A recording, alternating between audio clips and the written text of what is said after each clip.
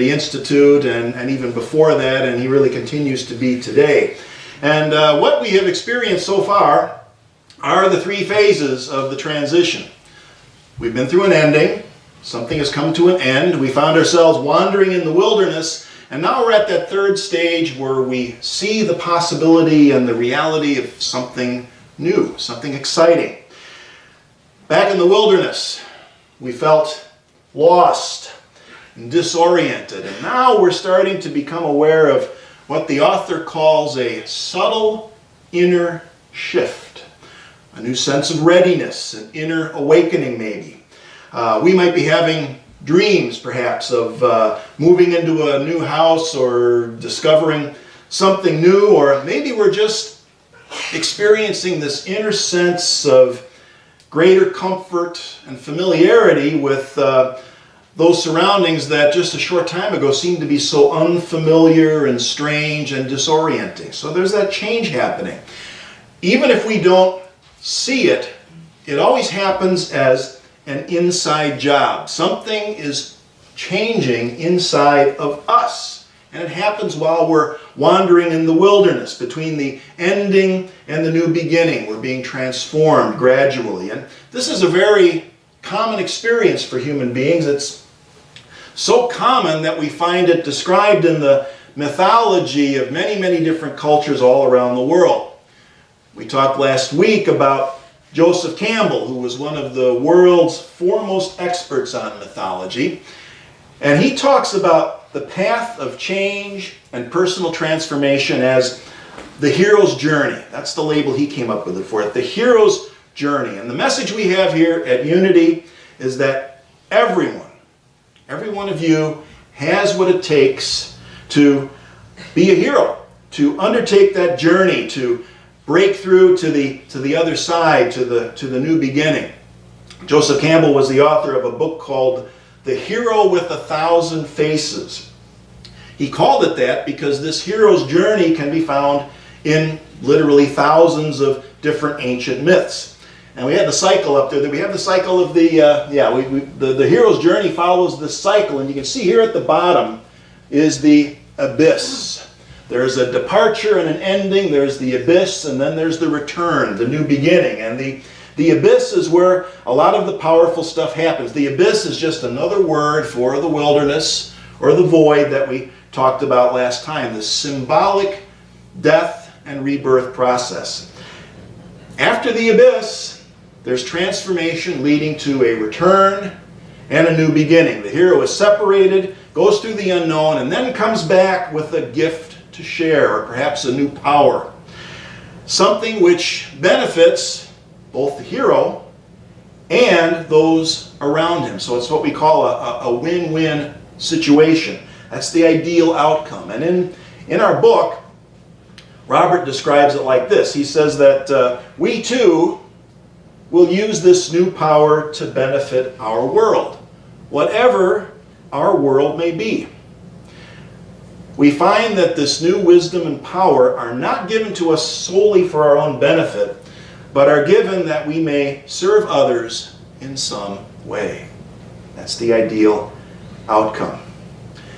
And Robert tells us that a sure way to tell if we're experiencing a true new beginning, instead of just a pseudo beginning, I guess you'd call it, a true new beginning is going to be some expression of what he calls our soul's deepest desire.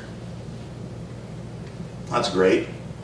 But how many of us really know what our soul's deepest desire is? Sure. And he tells us, the problem is there's no set formula for figuring that out. It's a personal thing. And once again, it's a process. And once again, we sometimes will come up against some cultural conditioning that goes against this idea of identifying and finding our soul's deepest desire. Many of you know that I'm originally from Wisconsin. Both my parents were born and raised in Wisconsin in very Catholic families, and there's a certain culture that grows out of that background, and in that culture you're not supposed to do what you want to do. That was considered self-indulgent, self-centered, selfish. You didn't do what you wanted to do. You did what you were supposed to do. Desire had nothing to do with it, and you can bet that there was a formula for that. The formula was simple. You went to school, basically long enough to get a job, not necessarily one that you liked, just something that you were good enough at to make enough money to be able to get married and raise a family, and by golly, you would learn to like it. You did your duty, eh? Sorry about that, that slipped in there. You satisfied the requirements of the culture that you grew up in. And that may be different from out here, I suspect that it is, but that's the way it was. You satisfied the requirements of the culture, and that was that. Heaven forbid if you aspired to be something like an author, or an artist, or, God forbid, even worse, a musician, a professional musician. Billy says, "Oh my God!" Yeah, and of course the irony, the irony of the whole thing is that you were supposed to learn how to play an instrument when you were a child growing up, and the idea was so the parents could trot you out in front of the relatives in the living room when everybody was gathered for holidays. Anybody go through that? You know, that's what you learned how to play an instrument for. Anyone care to guess what mine was? Violin. The accordion.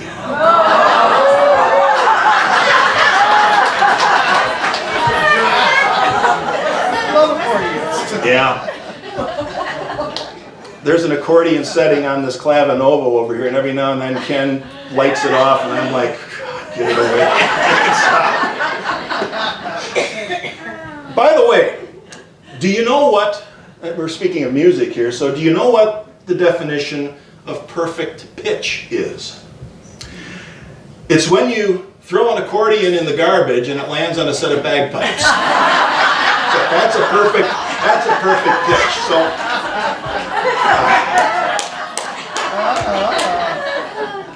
So you were supposed to learn how to play an instrument, but not aspire to be a professional musician, because that was just not practical. Just not practical. Being a teacher was respectable. A college professor, that was overreaching. So, by the way, that kind of mindset, I think, was the reason we experienced that hippie infestation during the 60s, okay? That's why the 60s happened, was that whole mindset, because you know what the hippies did? They heard that, they saw that, they said, tune in, turn on, drop out, right? They were done with all that stuff. And turns out that wasn't such a great idea either, right? You go from one extreme over to the other one, from total denial of desire to total indulgence. Neither one of those works very well on its own. What Robert gives us in the book is a series of questions, not a formula, but a series of questions that helps us to chart a middle path between those two extremes, something that can help us to get in touch with our soul's deepest desire. But first we need to perhaps define our terms, like desire. We hear the word desire in Buddhism talked about as something that's kind of negative. That's because Buddhists use the word desire. They define it as craving and attachment. That's one meaning that you can ascribe to it. When the Buddha said that desire is the cause of suffering, that's what he meant. Desire that is nothing more than craving and attachment. We crave pleasure. We get attached to things like wealth. We chase things that are impermanent, and because they're impermanent, that's what causes the suffering. Pleasure is fleeting, wealth can disappear overnight, and that's the kind of thing that leads to dissatisfaction or suffering. So desires are not necessarily a bad thing as long as they don't turn into cravings and attachment. The other word we have to define is soul. That's kind of an elusive word these days. Has several meanings. Some people define the soul as the spiritual or immaterial or invisible part of a human, or an animal for that matter, that is regarded as immortal. Think of it as our get out of death free ticket or whatever. It's the soul is the way we escape death according to some religious traditions. That's not, by the way, how we define it in Unity. Our co-founder Charles Fillmore in The Revealing Word calls the soul human consciousness, or the underlying idea that's in back of any expression. So when we talk about soul's desire, think of it as trying to get at something that exists at the deepest level of consciousness. At the deepest level of consciousness, beyond our shallow preferences, our opinions, our likes, our dislikes. Those are things of the personality. We get beyond that and get into some deep levels of consciousness, and it requires some careful discernment to get to that depth, because otherwise it can turn into hedonism, right? Back to hippy dippy land, right? Tune in, turn on, drop out. We don't want that. And interestingly, Joseph Campbell, our mythology expert, he had his own way of describing the soul's deepest desire, something you might have heard of. He called it following your bliss. That was Joseph Campbell. Follow your bliss, he said. He told us, if you do follow your bliss, you put yourself on a kind of track that has been there all the while, waiting for you. And the life that you ought to be living is the one that you are living. When you can see that, you begin to meet people who are in your field of bliss, and they open doors to you. I say, follow your bliss and don't be afraid, and doors will open where you didn't know they were going to be. And follow your bliss can be just as easy to misinterpret as our soul's deepest desire. Follow your bliss sometimes gets turned into just another New Age platitude, an invitation to avoid challenges, difficulties. Do whatever feels good. Hey, quit your job and buy a vineyard. even if you don't know the first thing about making wine, that kind of thing. And later on in life, Joseph Campbell was aware that people were misinterpreting his follow your bliss advice and turning it into something hedonistic. And he once said that instead of saying follow your bliss, he should have said follow your blisters, because that was closer to what he meant. Remember, it's supposed to be the hero's journey, not the hero's hammock. So bliss, soul's desire, they're still going to involve challenges, difficulties. The main difference is that when we're in touch with our soul's deepest desire and following our bliss, we find the opportunities that are in the midst of the challenges and the difficulties. That's the big difference. So being able to do that requires us to be awake, and we have to do a little prep work. Again, no formula for discovering our bliss or identifying our soul's deepest desire, but Robert gives us a series of 6 questions that are designed to help us with a discernment process. So here they are, all 6 of them together. Number 1, what is it that I have always enjoyed doing? Number 2, what has always come naturally for me? Number 3, what would I do with my life if I were not concerned with money, or approval, or status, or recognition? Number 4, what would I do if I knew I could not fail? Number 5, if I were to die today, what would feel unfinished in my life? And number 6, what is it that is so important to me that I would risk everything in order to achieve or experience it? Interesting questions. And they're great questions to sit with over a period of time. And I recommend journaling with them. Ask the question, see what comes up, write it down. Do this for a couple of weeks because it will change, it will grow, it will evolve the deeper that you go into the process. And I think the first two here are pretty easy to deal with. What is it that I have always enjoyed doing and what has always come naturally for me? Those are pretty easy to work with. I'll bet everyone here can probably think of a few things right off the top of your head. And don't be afraid to go deeper. What are some of the things from the past that you might have forgotten about, that you've always enjoyed doing but you don't do anymore for some reason, or that always seem to come naturally to you but you put aside for some reason? It's time to get back in touch with some of those things. Now the third question here can be a little more difficult. We might see that as an invitation to forget about money. But that's not what it says, is it? It simply says, for purposes of this exercise, all right, put aside any concerns about money and see what happens.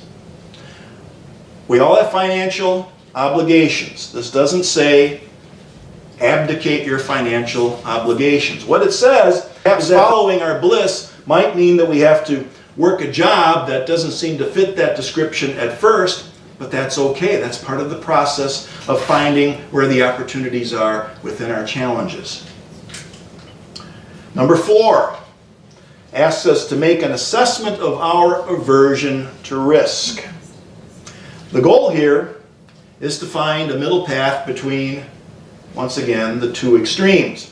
One extreme is total recklessness and disregard. The other extreme is the kind of risk aversion that keeps us stuck in a vicious circle of fear and worry and doubt. It's not an invitation to live as if we can't fail, but to put aside the fear of failure, again, for purposes of this discernment process. Number 5. That's about making a bucket list, right? That is all about making a bucket list. And Robert, he wrote this book long before that concept became popular. I think the first time I heard about that was during that movie. Remember the movie about the bucket list? That was the first time I ever heard about it. But that's exactly what it means. It invites us to make an important distinction between what is truly important to us and what we think is important because we see other people doing it. That's part of the discernment process here. In other words, don't go jumping out of an airplane just because other people do it and think it's cool, like it's something you're supposed to do when you reach a certain age. Oh, I got to jump out of the airplane, George Bush does it, and whoever else. The important thing to remember about skydiving is if at first you don't succeed, skydiving is not for you. Just remember that. Okay, number 6. Number 6 means that we learn how to discover what is truly important in life. Again, plenty of people who are all too willing to tell us what should be important, but what matters is what's important to you. Don't be swayed by well-meaning people with grandiose ideas. This is personal. And it doesn't say, again, to go ahead and risk everything.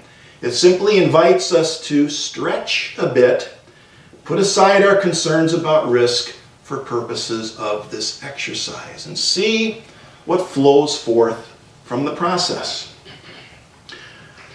These aren't the kinds of questions that we typically ponder during the normal course of life, are they? We don't normally deal with these questions, but maybe we should. Maybe we should practice doing that now rather than waiting for a time of transition to bring them up. I like to say that it's better to do this work when the seas of life are calm and the sky is clear, so that we can be better prepared for the storms of transition and change. Ultimately, the goal of this entire process, this way of dealing with transition, is to give us a way to navigate change where life doesn't have to be like a series of peaks and valleys, peaks and valleys, that kind of thing. Endings don't have to be as wrenching. The wilderness can become an interesting place to explore. And the new beginning is something that motivates, that inspires us, and that brings out the best in us. It brings out something that we just have to share with others. And the question we come to is this: is it possible to live beyond change? Is it possible in some way to transcend change? That's the topic for our last session. That'll be next Sunday. See you then. Thank you.